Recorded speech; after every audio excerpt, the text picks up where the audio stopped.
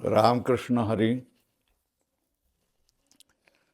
अभंग सप्ताहाच्या क्रमामध्ये आता तिसरं कीर्तन. आज आपण तिसरं कीर्तन नव्हे, अभंग आज आपण साधकांच्या विचारासाठी घेतलेला आहे. आणि ह्या चिंतनाचा हेतू एवढाच आहे की साधकांना अभंगाचे अर्थ तरी नीट लागावेत आणि अर्थ लागून त्यांनी कीर्तन करावं. आणि अभंगाचे जे त्या संतांच्या मनामध्ये भाव होते ते त्यांचे अनुभवाचे बोल होते आणि त्या अनुभवातून आलेली मनामध्ये स्फुरलेली स्फुर्ण रूपाने त्यांनी हे अभंग बनवलेले आहेत. आणि त्या पाठीमागचा सगळा भाव साधकांना कळला पाहिजे. त्याच्यामुळे कीर्तन अधिक चांगल्या प्रकारची विषयाला धरून आणि श्रोत्यांना काहीतरी बोध देणारी अशा तऱ्हेने होऊन जात आहेत. याच्यासाठी हा एक प्रयत्न आहे. कृपा करून लक्षात घ्या की हे कीर्तन नाही, हे प्रवचनही नाही. केवळ आणि केवळ अभंगाचा भाव तुम्हाला कळावा एवढाच याच्या पाठीमागे हेतू आहे. आणि तो तेवढाच तुम्ही लक्षात घेतल्यानंतर तुम्ही माझ्याविषयी काहीही गैरसमज करणार नाही. आता आपण सरळ अभंग चिंतनाला लावूया. तुकाराम महाराजांनी हा चिंतनाचा अभंग तयार केलेला आहे. बीज भाजुनी केली लाही, बीज भाजुनी केली लाही, आम्हा जन्म मरण नाही, आम्हा जन्म मरण नाही. आकारासी कैसा ठाव, आकारासी कैसा ठाव, देह प्रत्यक्ष झाला देव, देह प्रत्यक्ष झाला देव. साखरेचा नाही ऊस, साखरेचा नव्हे ऊस, आम्हा कैसा गर्भवास. साखरेचा नव्हे ऊस, आम्हा कैसा गर्भवास. तुका म्हणे अवघा जोग, तुका म्हणे अवघा जोग, सर्वा घटी पांडुरंग, सर्वा घटी पांडुरंग. हा 4 चरणाचा अभंग आहे. अद्वैत प्रकरणामधला हा अभंग आहे आणि पूर्णपणे याच्यामध्ये वेदांतच प्रत्येक चरणामध्ये भरलेला आहे आणि त्याचा भावार्थ आपण नीट समजून घेतला पाहिजे. तुकाराम महाराज म्हणतात, साधा अर्थ सरळ सरळ अर्थ समजावून सांगतोय. जशा तऱ्हेने बीज भाजतात तशाच तऱ्हेने बीज भाजून लाही करतात, तशाच तऱ्हेने माझी कर्म सगळी मी जाळून टाकलेली आहे आणि आता मला जन्म मरण नाही. आता ह्या नामरूप प्रपंचरूप आकाराला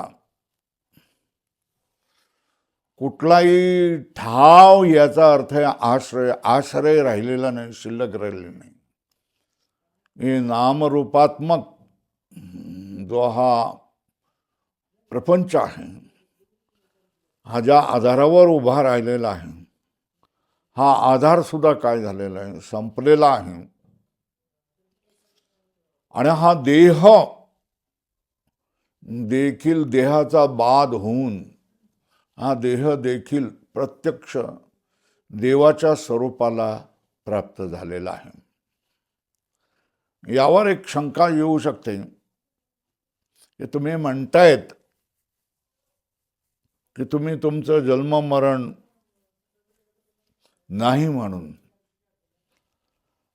कारण तुमच्या कर्माची तुम्ही लाही केलेली आहे. पण पुढे दुसऱ्या कर्मांना पुन्हा जन्म का येणार नाही, पुन्हा प्रारब्ध कर्म का येणार नाही, तर त्याच्यावर प्रत्यक्ष उदाहरण देऊन समजावून सांगतायत. मग साखरेचा तुम्ही ऊसाला तुम्ही पिळून त्याला जाळून त्याची साखर बनवली, तर ह्या साखरेचा पुन्हा ऊस बनवता येतो का? नाही येत ना. मग तशाच तऱ्हेने आम्हाला गर्भवास नाही आहे. आम्हाला आता गर्भवासाची भीती वाटत नाही. शेवटच्या चरणामध्ये तुकाराम महाराज सांगतायत, तुका म्हणे अवघा जोग, सगळ्या तऱ्हेने आम्ही हे समजून घेतलेलं आहे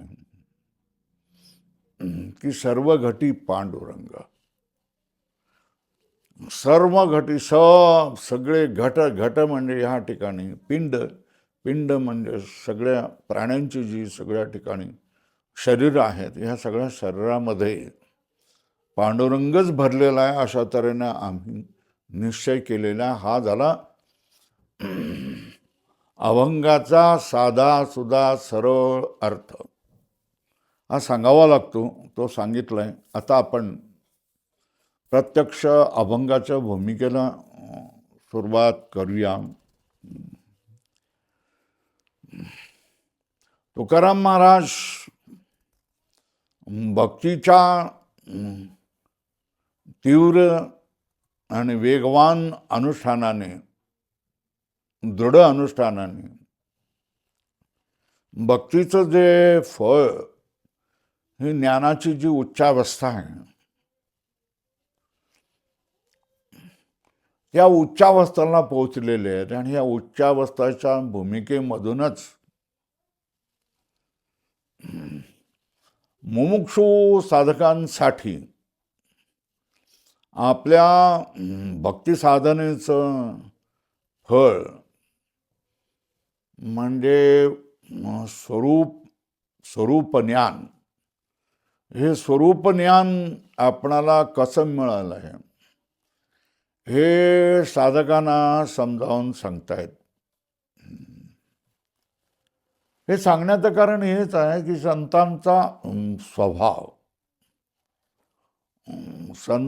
स्वभाव अशा तऱ्हेनं असतो की त्यांना बुडते हे जन न देखवे डोळा, म्हणून कळवळा येत असे.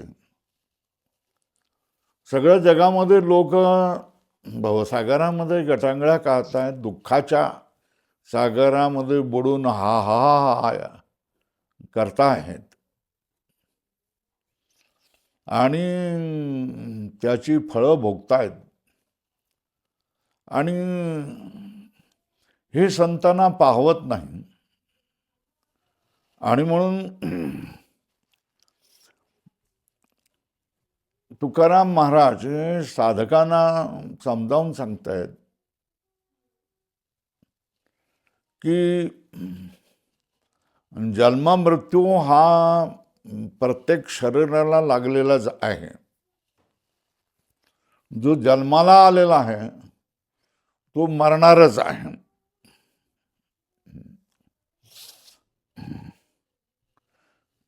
जे जे उपजे ते ते नाशे, नाशिले पुनरपी दिसे, हे घटिका यंत्रवत जैसे परिभ्रमे गा. अशा तऱ्हेने ज्ञानोबा माऊली म्हणतात, जे जे उत्पन्न होत आहेत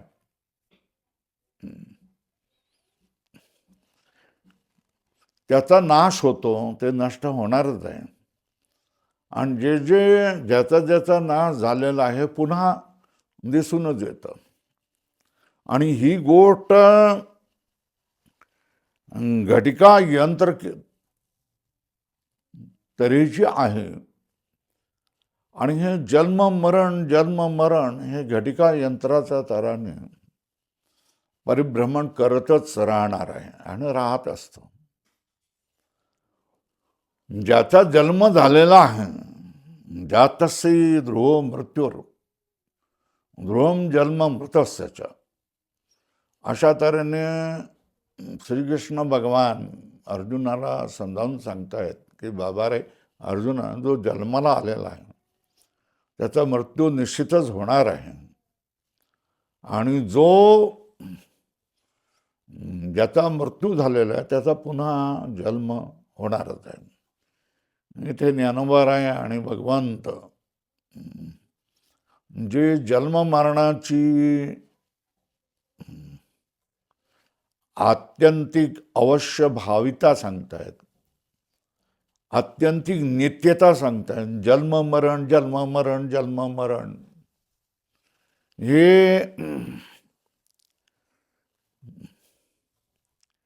हे सगळं घडतच असतं. आणि हे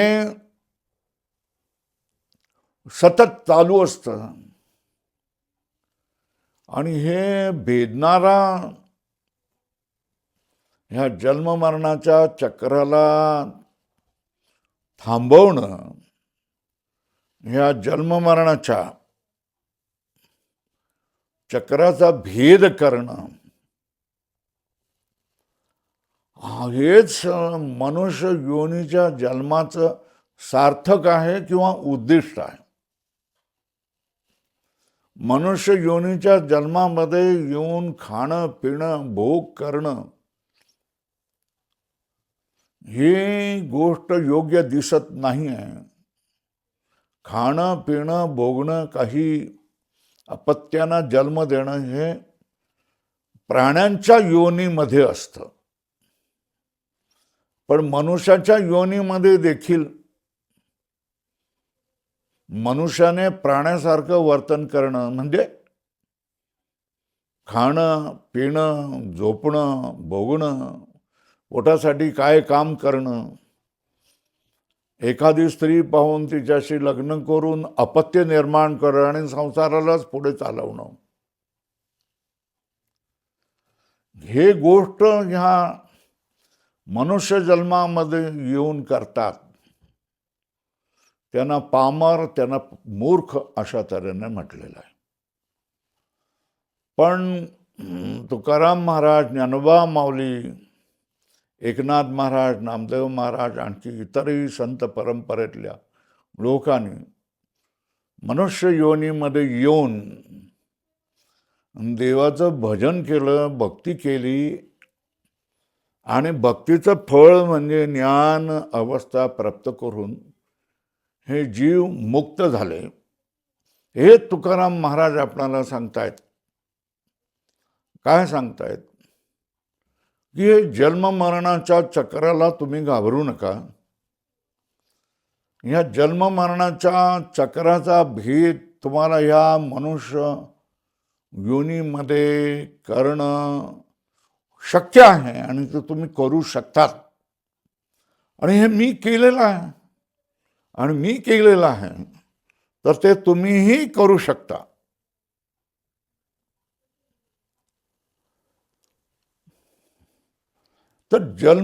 तर आपण जन्म मरणाचा स्रोत काय,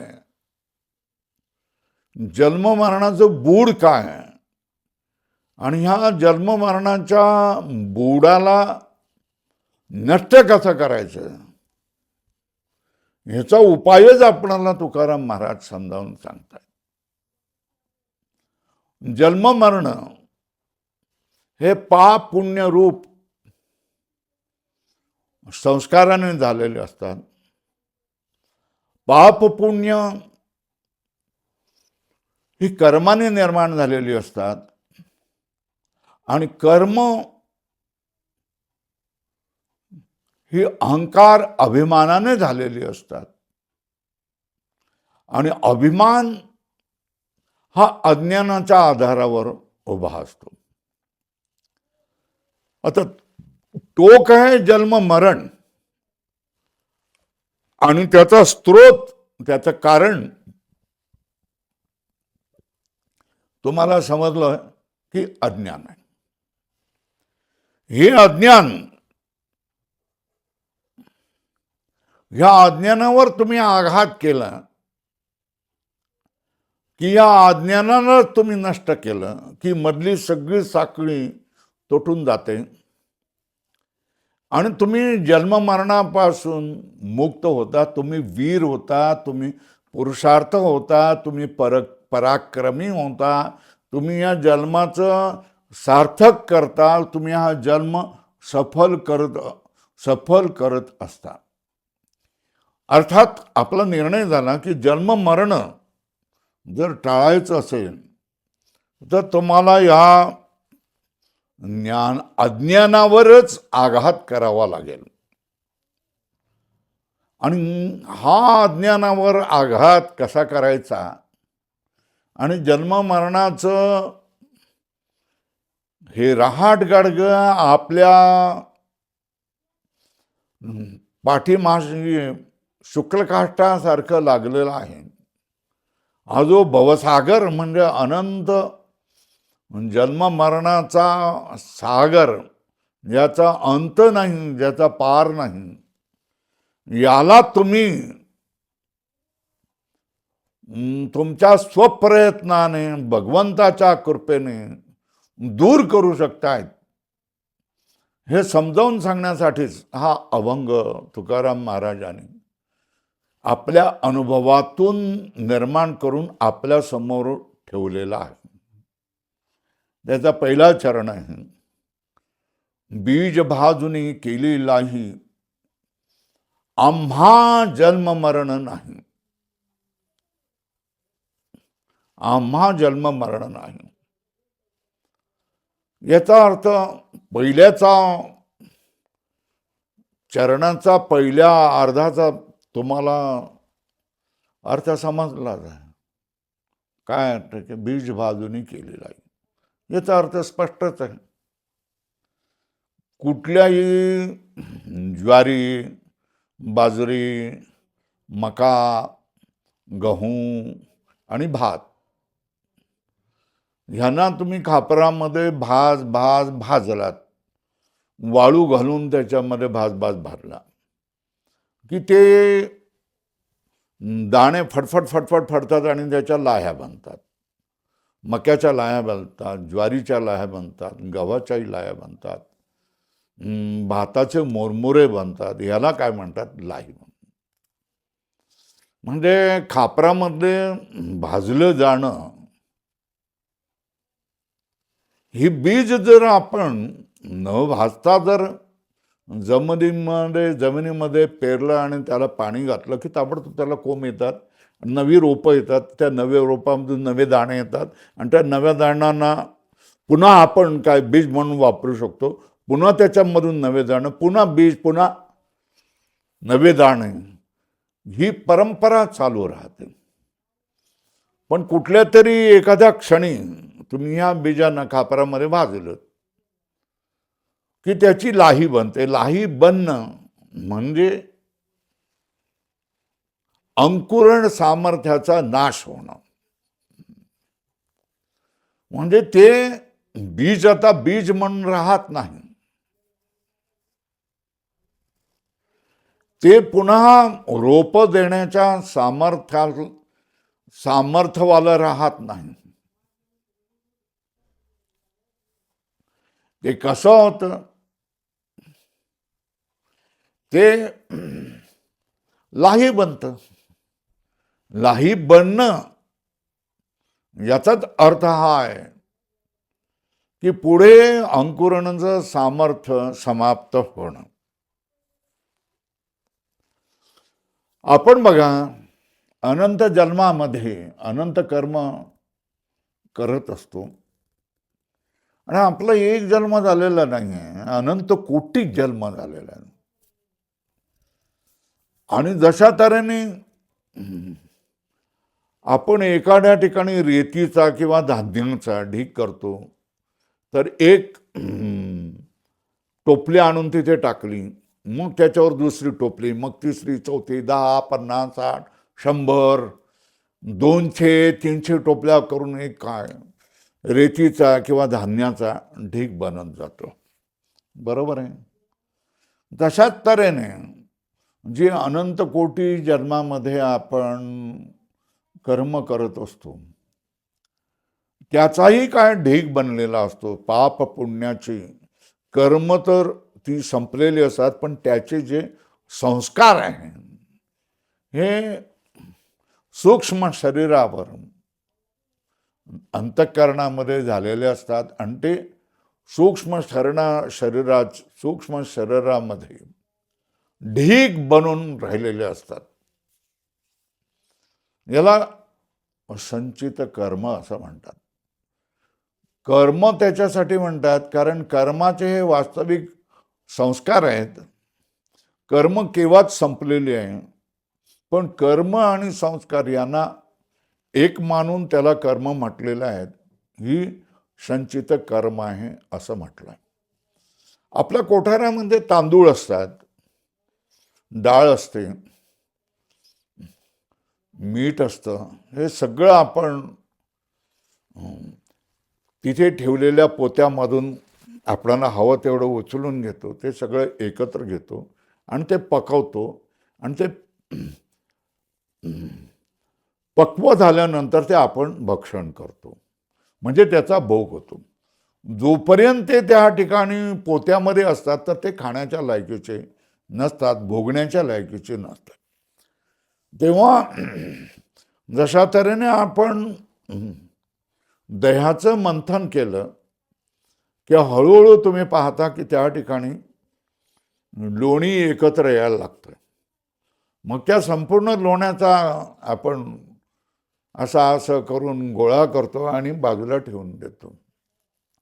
प्रारब्ध कर्माचं देखील असं आहे. अनंत कोटी जन्मामध्ये असणारी जी संचित कर्म आहेत, ही संचित कर्मापैकी काही कर्म जवळजवळ येत त्यांचा गोळा बनतो आणि त्या गोळ्यापासून तुम्हाला विशिष्ट जाती, विशिष्ट भोग आणि विशिष्ट आयु मिळते. त्याला म्हणतात प्रारब्ध कर्म.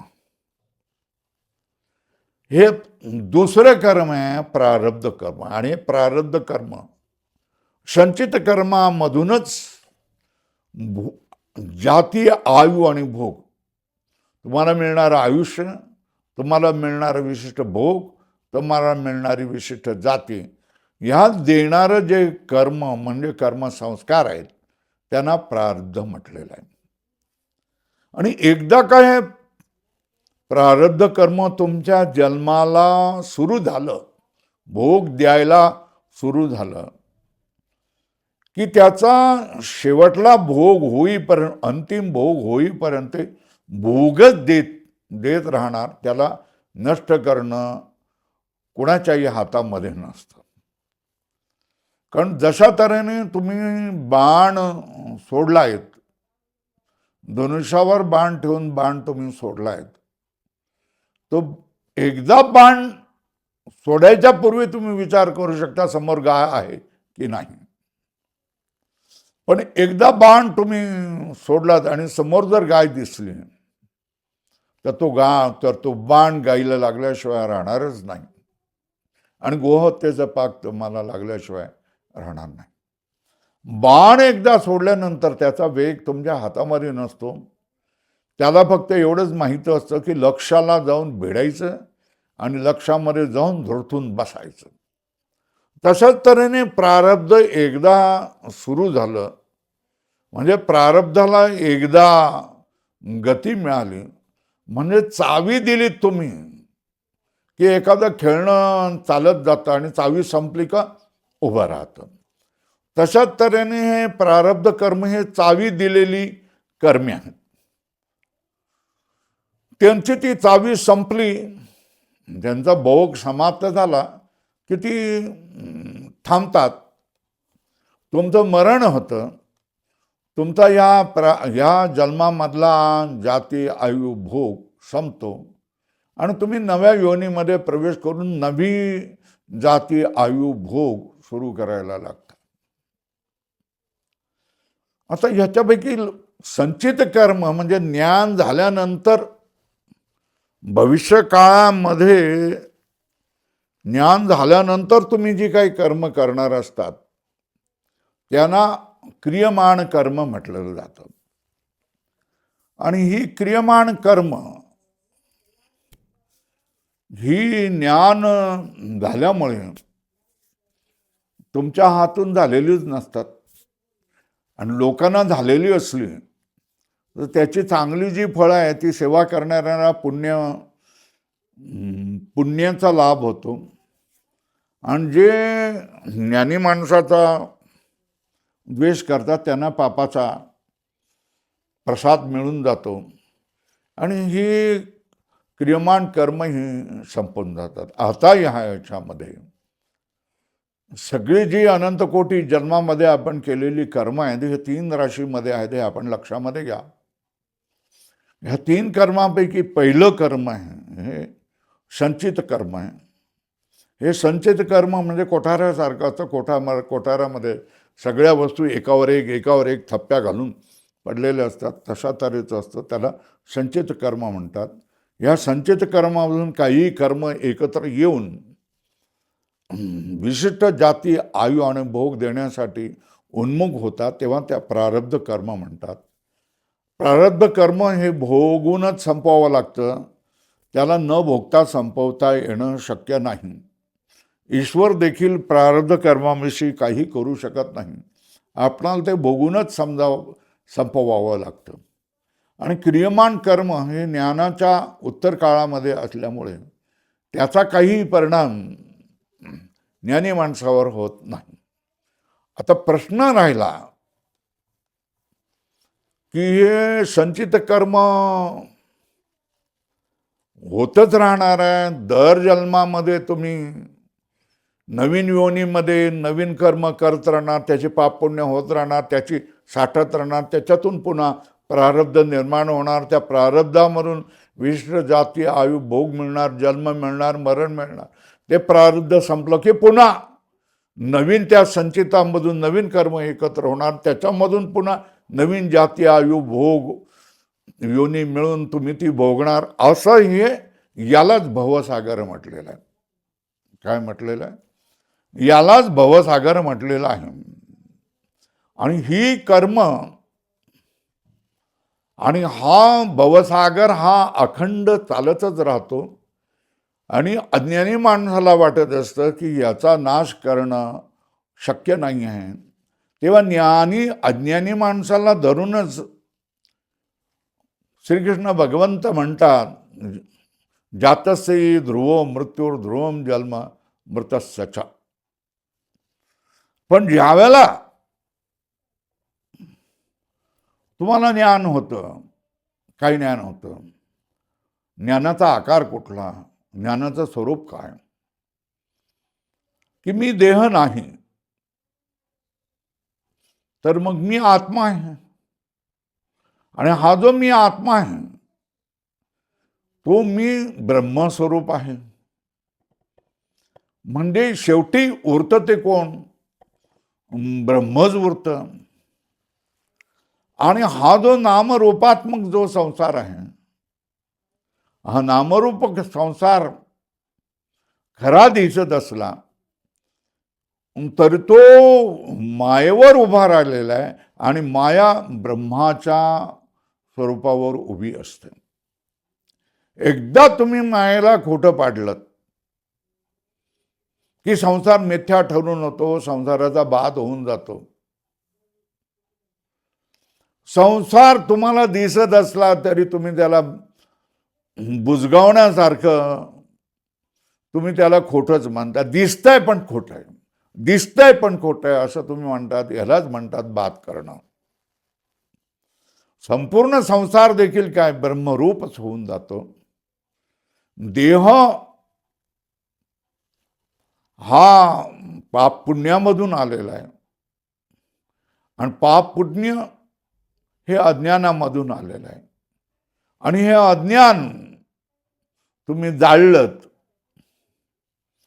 पण अज्ञानाला तुम्ही जाळणं, नष्ट करणं म्हणजे काय? अज्ञान कोणामुळे नष्ट होईल? तुम्ही विचार करा, अंधार जर तुम्हाला नष्ट करायचा असेल तर तुम्हाला दिवा लावावा लागेल, स्विच ऑन करावा लागेल.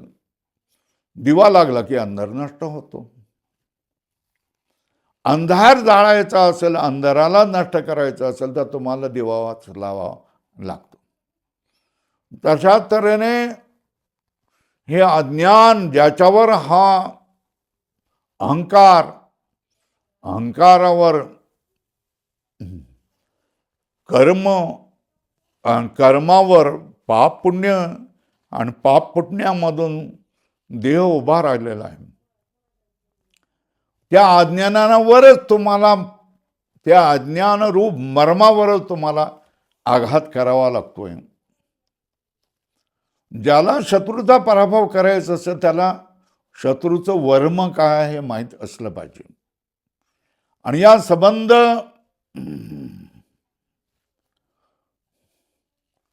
जगत प्रपंचाचं वर्म मर्म हे अज्ञान आहे. आणि हे अज्ञान तुम्ही नष्ट करू शकता कशाने? कोण? अज्ञानाला नष्ट करण्याचा उपाय काय? ज्ञानानेच अज्ञान दूर होऊ शकतं.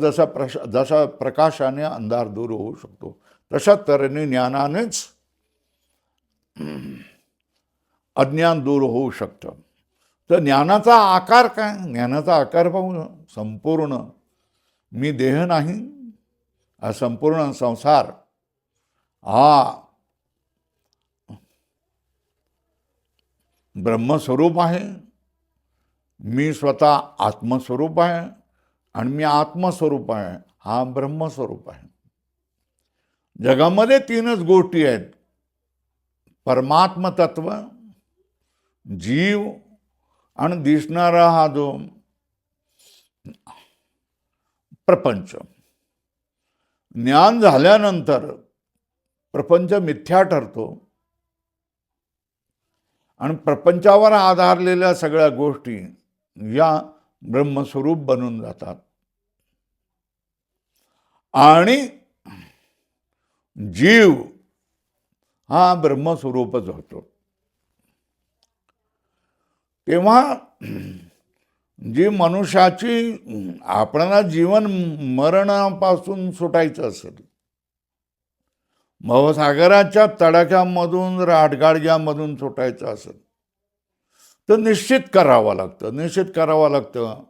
काय निश्चित करावं लागतं?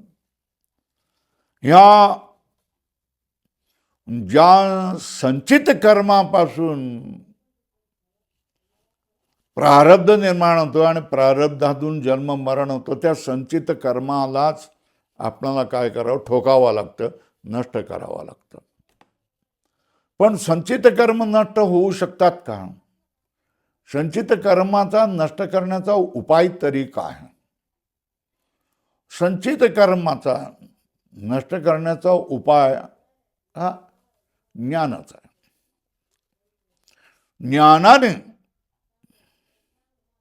ज्ञानाने तुम्ही संचित कर्माला तुम्ही जाळू शकता. जशा तऱ्हेने अग्नी जर तुमच्याकडे कुठे जळत असेल आणि त्याच्या सहवासामध्ये कापड, कापूस, कागद, पालापाचोळा, लाकडं ही सगळी आली आणि एकदा अग्नी लागला की ते सगळं जळण, दाह्य पदार्थ पूर्ण जळल्याशिवाय तो अग्नी थांबत नाही आणि त्याची पूर्णपणे राखच करून टाकतो. ज्ञानाचा हा देखील अशा तऱ्हेचा स्वभाव आहे. आणि म्हणून ज्ञानाला ज्ञानाग्नीही म्हटलं जातं. काय म्हटलं जातं? ज्ञानाग्नी. ज्ञानाग्नी देखील काय करतो? अज्ञानाला संपूर्ण जळून टाकत असतो, भस्म करून टाकत असतो.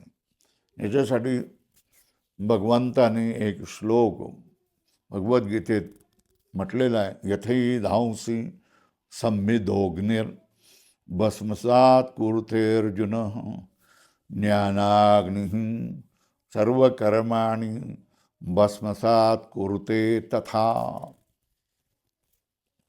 जशा तऱ्हेने लाकड अत्यंत प्रदीप्त झालेला अग्नी त्याच्या सहवासात आलेल्या सगळ्या पाला पाचोळा, कापूस, कापड, कागद, प्लास्टिक या सगळ्यांना जाळून त्यांची राख करतो, तशाच तऱ्हेने ज्ञानाग्नी हे संपूर्ण संचित कर्माला जाळून टाकत असतं.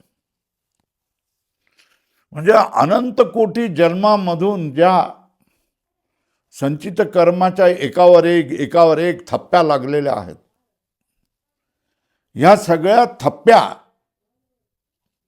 ज्ञानाग्नीने संपूर्णपणे जळून भस्मसात होतात, राख होऊन जाते, त्यांची लाहीज अशी अवस्था होऊन जाते. आणि हे ज्ञान कुठलं? मी देह नाही, मी आत्मा आहे, आणि मी जो आत्मा आहे तेच ब्रह्म आहे. हे संपूर्ण जग मिथ्या आहे. हे ज्ञान अज्ञानाचा नाश करतं, आणि अज्ञान हे तुमच्या सगळ्या अनंत कोटी जन्माच्या संचित कर्माचा नाश करून टाकतं. ह्यालाच तुकाराम महाराज मी म्हटलंय, बीज भाजुनी केली लाई. हे संचित कर्मच हे भावी सगळ्या जन्माचं बीज असतं, आणि या संचित कर्मामधूनच प्रारब्ध कर्म, आणि प्रारब्ध कर्मामधून जन्म, आणि जन्मानंतर मरण, ही सगळी शृंखला तयार होऊन जात असते. या सगळ्याचं बीज कोण? संचित कर्म. ही संचित कर्माचा नाश कशाने होतो? तर ज्ञानाने होतो.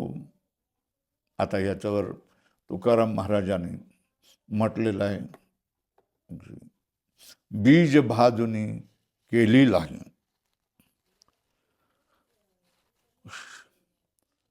बीज भाजुनी तुम्ही लाही केलीत. लाही केली म्हणजे संचित कर्माची अशी अवस्था इतकं जाळून टाकलं, इतकं त्याचं भस्म केलेलं आहे की त्याच्यामधून प्रारब्ध कर्म उभंच राहू शकत नाही. आणि प्रारब्ध कर्म जर उभं राहणार नसेल तर तुमचा जन्म मरण होणारच नाही. तेव्हा प्रारब्ध कर्माचा नाश करायचा असेल तर तो उत्पन्न होण्यापूर्वीच संचित कर्माला ज्ञानाग्नीने जाळून टाकणं हा तो. पुन्हा तुम्हाला जन्म मरण मिळण्यासाठी प्रारब्ध कर्म पाहिजे, आणि प्रारब्ध कर्म तेव्हाच होईल जर संचित कर्म त्या ठिकाणी असेल. पण जन्म मरणाचा ठाव जे अज्ञान, जे प्रारब्ध कर्म, या प्रारब्ध कर्माचा जो ठाव जे संचित कर्म, ह्या संचित कर्माच्या कोठाराला तुम्ही आग लावून टाकलेली आहे, आणि ते संचित कर्म संपूर्णपणे जळून गेलेलं आहे. तुम्हाला नवे जन्म आणि मरण देण्यासाठी प्रारब्ध कर्म शिल्लकच नाही. मग जन्म मरण उत्पन्न तरी कशा तऱ्हेने होणार आहेत सांगा बरं. यालाच म्हणतायत आम्हा जन्म मरण. अत्यंत विश्वासाने तुकाराम महाराज म्हणतायत की आम्हाला म्हणजे आम्हा सगळ्या जण जीवाला जन्म मरण शक्य नाही. एकदा तुम्ही संचित कर्म जाळलात की तुम्हाला जन्म मरण होणार नाही. आणि हे तुकाराम महाराजांनी आपल्या स्वतःच्या उदाहरणाने विचारे या निश्चये दाखवून दिलेला आहे की माणूस जन्म मरणाच्या पार होऊ शकतो, भवसागर हे थोतांड होऊ शकतं, भवसागर ही अंधश्रद्धा करू शकतो, हे तुकाराम महाराज स्वतःच्या पुरुषार्थाने सांगतायत. आता जरी तुमचं जन्म मरण दूर झालं तरी हा प्रपंच आणि हा वर्तमान देह तर असेल ना. तर ते दुसऱ्या चरणामध्ये सांगतायत, आकाराशी कैसा ठाव देह प्रत्यक्ष झाला देव.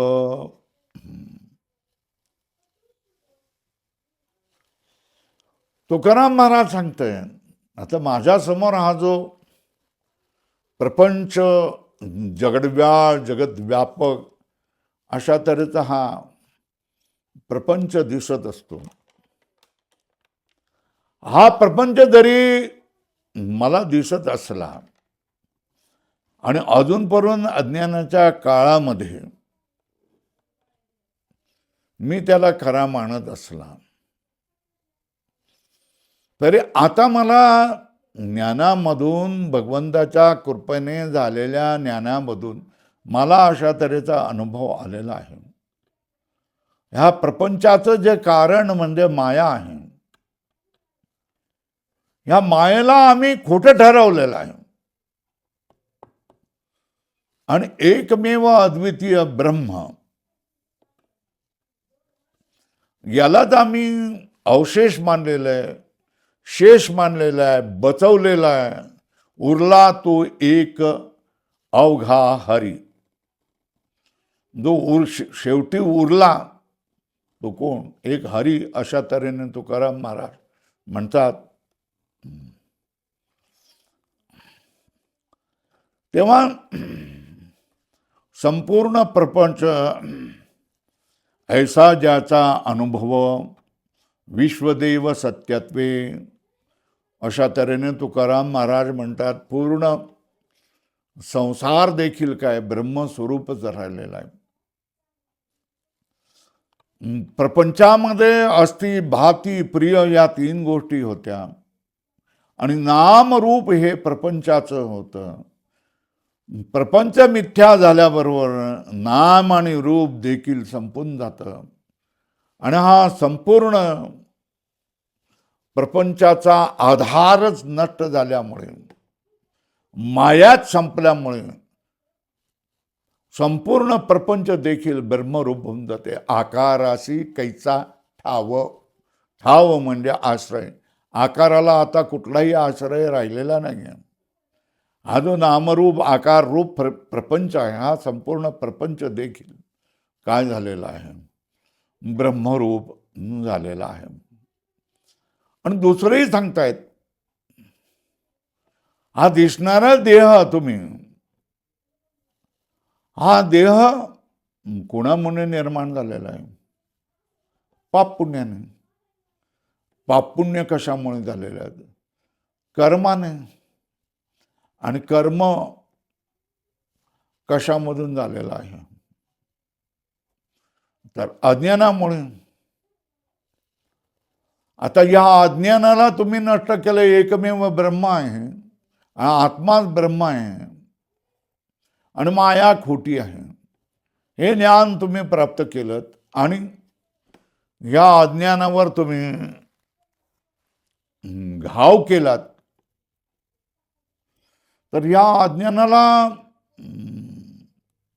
तुम्ही घाव केल्याबरोबर तो प्रपंच ब्रह्मरूप होतो आणि देह जो पहिला होता तो देह आत्मा बनला, आत्मा ब्रह्मरूप बनला. अशा तऱ्हेने आपल्याला अनुभव होतोय की देह राहिला नाही. देहाचं स्वरूप देह म्हणून राहिलंच नाही. देहाचं नामरूप हे त्याचं स्वरूप होतं. हे नामरूप खोटं ठरून गेलं आणि त्याच्यामधली जी सत्ता आहे हे सत्तारूपच काय देह झाला आहे. ब्रह्म म्हणजेच देव. म्हणूनच या ठिकाणी तुकाराम महाराज म्हणतात, देह अवघा झाला देह, देह प्रत्यक्ष झाला देव. देव काय, देह हा आता देहरूप राहिला नाही, तर देव स्वरूप झालेला आहे. हे झालं आकाराशी कैचा ठाव, देह प्रत्यक्ष झाला देव. आता कोणी शंका विचारेल की बाबा रे तुम्ही ठीक आहे, एका जन्मामध्ये तुमचा देह देवरूप झालेला आहे आणि तुमच्यासाठी प्रपंच नष्ट झालेला आहे, पण पुढच्या जन्मामध्ये तुम्हाला देह मिळणारच ना, आणि मग जन्म मरण येणारच ना, आणि मग प्रपंचही येणारच ना. त्याच्यावर तुकाराम महाराज म्हणतात, साखरेचा 90 ऊस, साखरेचा 90 ऊस आम्हा कैचा गर्भवास. हे उदाहरणाने आपल्याला साध्या व्यावहारिक उदाहरणाने पटवून सांगतात. ऊसाला आपण घेतो, कारखान्यात नेतो, पिळून काढतो, चरकामध्ये पिळून काढतो, रस होतो, रसाला आपण तापवतो, विशिष्ट उष्णता देतो, त्याच्यामधून साखरेचे स्फटिक येतात. ती साखर आपण गोण्यात भरतो. आता ही साखर घरामध्ये आणली. आता तुम्हाला इच्छा झाली की ही साखर ज्या ऊसापासून बनलेली आहे, ही साखर मला नको, मला प्रत्यक्ष ऊसच खायचा आहे. तर त्या साखरेपासून तुम्ही ऊस बनवू शकता का? नाही बनवू शकत. बरोबर आहे. ह्या साखरेपासून तुम्ही काय बनवू शकता? ऊस बनवू शकत नाही. कारण ऊसाचं जे ऊसत्व, त्याच्यामधला रस आणि पाणी, रस म्हणजे साखरेचा गोडवा आणि पाणी, त्याच्यातलं पाणी गेल्यामुळे फक्त साखर राहिलेली आहे. आणि आपण व्यवहारामध्ये पाहतो या साखरेचा पुन्हा ऊस करता येत नाही. याच्यातून तुकाराम महाराज आपल्याला काय सांगतायत? याच्यातून तुकाराम महाराज सांगतात की आमची कर्म, संचित कर्म एकदा जळून गेली, संपली, ते ब्रह्मस्वरूप एकदा होऊन गेले की मग जन्म मरण साठी, पाप पुण्यासाठी, अहंकार आणि अज्ञान ही शृंखलाच नसल्यामुळे आम्हाला पुढचा जन्म मिळणारच नाही. आमचा निश्चय झालेला आहे की आम्हाला पुढचा जन्म नाही, आम्हाला मिळणारच नाही. हेच सांगतायत. आम्हा कैचा गर्भवास, काय म्हणतात? कैचा आम्हा गर्भवास. आम्हाला गर्भवास कसं काय होणार आहे? नाही होणार आहे. कारण गर्भवासाचे सगळे अंकुरच आम्ही जाळून टाकलेले, अंकुर येणार नाही अशी त्यांची अवस्था केलेली आहे. ऊसाचा रस करून त्यांना आम्ही जाळून टाकलेला आहे. त्याच्यामुळे आम्हाला आमची निश्चिती झालेली आहे की आम्हाला गर्भवास नाही, आम्हाला गर्भवास नाही, आम्हाला गर्भवास नाही. आम्ही गर्भामध्ये, कोणाच्याही गर्भामध्ये जाणार नाही, कुठल्याही आईच्या गर्भामध्ये जाणार नाही. एवढंच नव्हे तर पहिलेही आम्ही कधी गेलेलो नव्हतो आणि पुढेही कधी जाणार नाही, कारण आम्ही आत्मस्वरूप आहोत. शेवटल्या चरणामध्ये तुकाराम महाराज सांगतात, तुका म्हणे अवघा जोग, सर्वा घटी पांडुरंग. आता आम्ही इतक्या उच्च अवस्थेला पोचलेलो आहोत की पूर्वीची अवस्था सांगणं हे आम्हाला लाज वाटून जातं. आता काय जगामध्ये काही करण्यासारखं नाही, जगामध्ये काही कोणाकडून मागण्यासारखं नाही. हीन होण्याचं कारण नाही, दीन होण्याचं कारण नाही, कोणाकडे जोगवा मागण्याचं काही कारण नाही आहे. का कारण नाही आहे? सर्वा घटी पांडुरंग. संपूर्ण प्रपंचामध्ये ज्या ज्या काही वस्तू आहेत, जे जे काही भूत आहेत, जे जे काही प्राणी आहेत, जे जे काही शरीर आहेत, त्या सगळ्या शरीरामध्ये एक सच्चेत आनंद स्वरूप आत्मा ओतप्रोत आहे, भरून राहिलेला आहे. संपूर्ण ब्रह्मांडामध्ये एक आत्मा भरून राहिलेला आहे आणि या ब्रह्मांडामध्ये असणाऱ्या प्रत्येक वस्तूमध्ये आम्हाला ब्रह्मच दिसत आहे. एक हरीच आम्हाला जनी वनी निरंजनी वासुदेव समान विद्या विनय संपन्ने ब्रह्मणे गविहस्तिनी शुनिचैव स्वपाकेच पंडितः समदर्शनः. अशा तऱ्हेने सगळ्यामध्ये आम्हाला पांडुरंगाची प्रतीती होते, पांडुरंगाचं स्वरूप दिसत आहे. हे तुकाराम महाराज तुम्हाला आम्हाला सांगतायत आणि ही गोष्ट तुम्हाला आम्हाला सांगून तुकाराम महाराज तुम्हाला आम्हाला निश्चयाने सांगतायत की तुम्ही घाबरण्याचं काही कारण नाही, तुम्हाला काळजी करण्याचं काही कारण नाही, तुम्हाला मरणाचं काही भय वाटण्याचं कारण नाही. निर्भय व्हा, निर्भय व्हा, चिंतेतून मुक्त व्हा, बंधनातून मुक्त व्हा.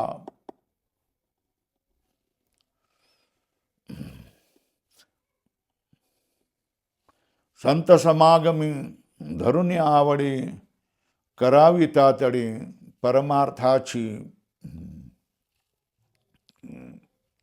आपुली आपण करा सोडवण संसार बंधन तोडा वेगी. या सगळ्या गोष्टी एका पाठोपाठ एक येतात आणि आपल्याला त्या समजायला देखील लागतात. आणि एकदा याचा हा सगळा अनुभव मनापासून आणि मोठ्या प्रयत्नाने आपण घेतल्यानंतर हाच अनुभव आपण कीर्तनाच्या रूपाने दुसऱ्यांना देखील समजावून सांगू शकतो. बस आजचाच एवढं. रामकृष्ण हरी.